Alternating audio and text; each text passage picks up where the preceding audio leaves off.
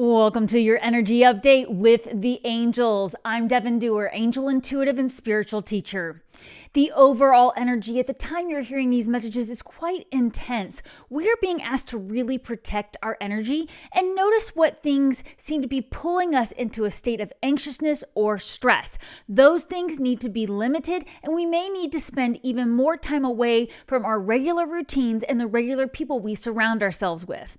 Let's dive deeper into these messages, and I'll explain a little bit more about what they mean. This doesn't mean we are hiding away from the world. This doesn't mean that we're not interacting with our loved ones or we're not keeping our commitments and our responsibilities. This means limiting our interactions with those around us who are causing us to feel even more of that yin-yang energy. This also means limiting the time we're spending watching news headlines. We're limiting the way that we allow our minds to go down rabbit holes over the what if scenario. And that's one of the big things that they're cautioning us about right now. Are you catching yourself playing the what if game more than usual? There is an opportunity for that to happen without you even realizing it, even if you are somebody who does try to be very intentional with your words and with your thoughts and the way you surround yourself with certain energies. It is going to be easier for us to slip into the what if scenarios with this current state of energy. Now, you do have the power within you to even out that energy. And so the first thing the angels are wanting us to remember at the time we're hearing these messages is we don't want to give our power away to these energies. You have all the power you need right now within you to balance this out. A lot of times this means spending quiet time alone. And the angels often remind us that that is actually quite the luxury to spend time alone. And this also does mean turning off electronics, getting out in nature, removing yourself from any kind of electrical equipment that it could be sending other vibes of energy around you, and just really spending time going within and reflecting. Also, one of the things they're asking us to do right now is to really ask ourselves, are we doing things the way our heart would do them if we gave our heart a bigger voice?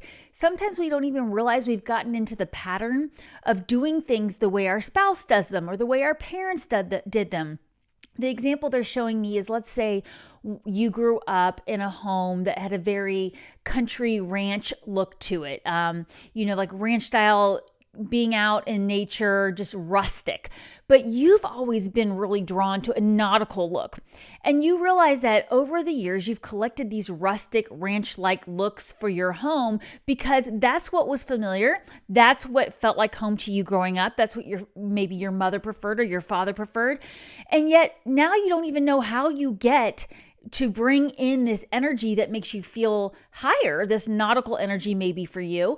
And you begin to wonder, what would I do if I were to change my environment, if I were to start adding more of this type of decor? Now, of course, that's a very mundane level type of idea there, but they're showing that to me because we don't even realize the way we give our power away to the past as well. So now the next reminder they want us to keep in mind is to watch out for nostalgia about saying, things were just easier back when ... Have you caught yourself doing that? Have you caught yourself romanticizing the past and looking back at old relationships and going, before we had that big breakup, it was so easy when we did XYZ together, or always having someone there who understood what I needed.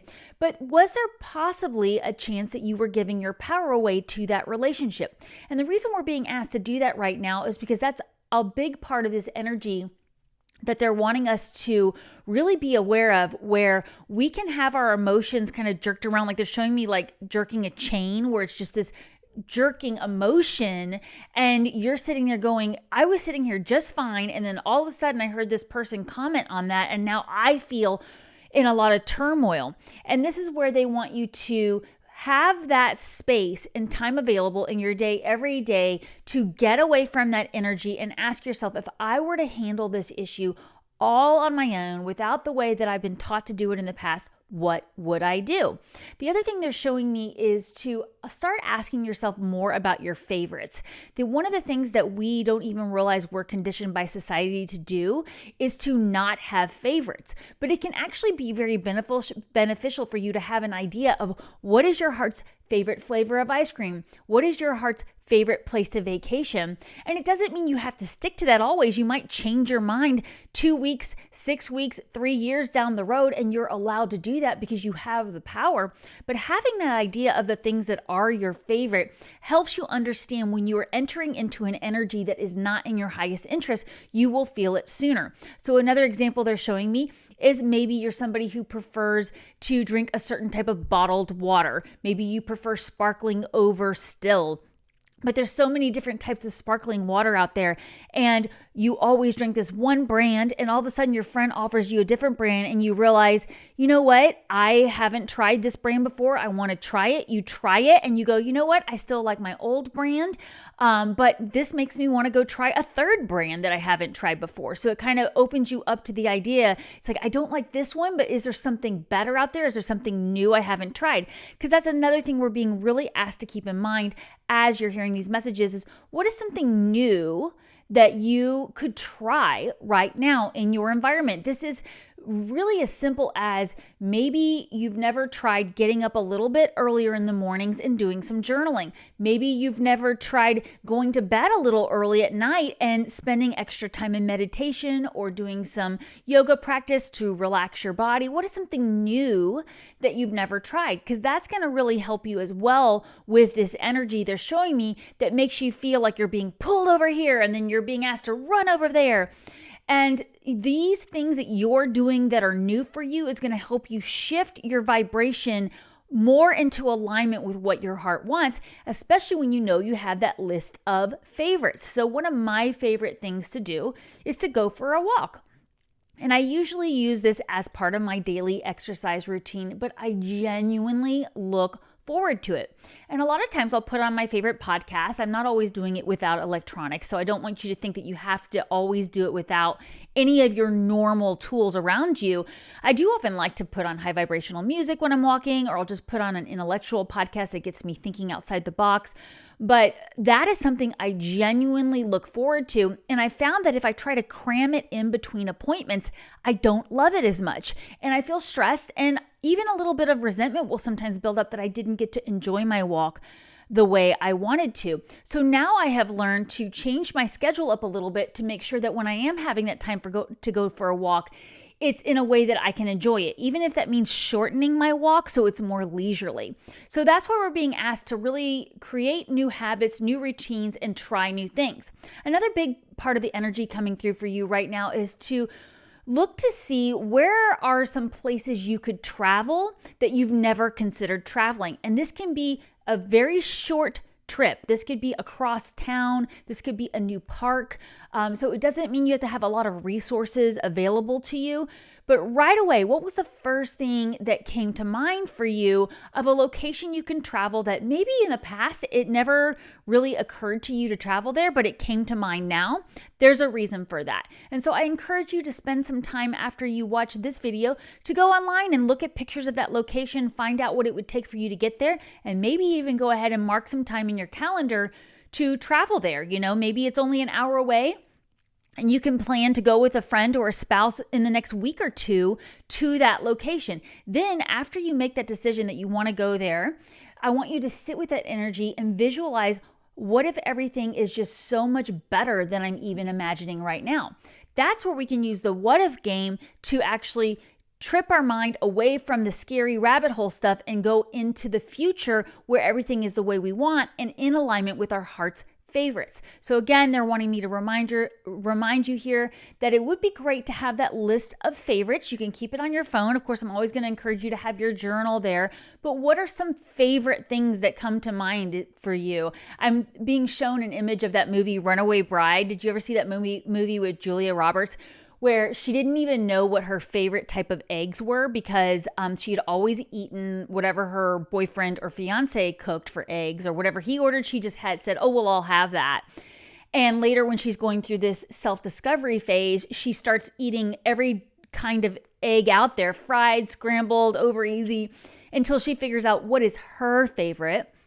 And that's what the angels are actually asking you to do right now, especially when it comes to this travel they're asking you to consider. Do you really prefer going by car? Do you really prefer short trips over longer ones? Do you prefer a relaxing vacation where you live like a local versus a vacation with an itinerary and you're getting to experience all the main attractions in that location?